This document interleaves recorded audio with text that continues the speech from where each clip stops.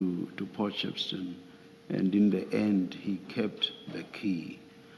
I'm just trying to establish in my own mind whether he ought not to have been subjected to a polygraph test. I'm asking this in the context of the fact that there were polygraph tests here. And I assume that everybody who was involved in all of this saga was subjected to such tests, but he was not. Ought he have been subjected to the test, in your view? In my opinion, Commissioner, indeed, he was supposed to be exposed to the process, as he played an active role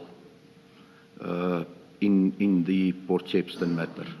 It's not as if he was just the provincial head sitting at the distance. He was privy to the activities.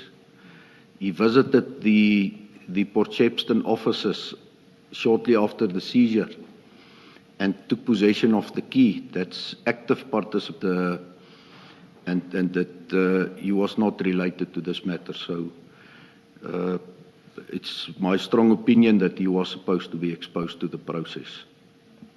Thank you, General. General,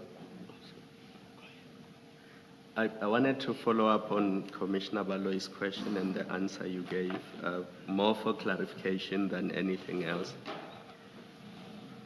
Were 7 bricks ever taken from Port Shepstone to the FSL lab for testing? No.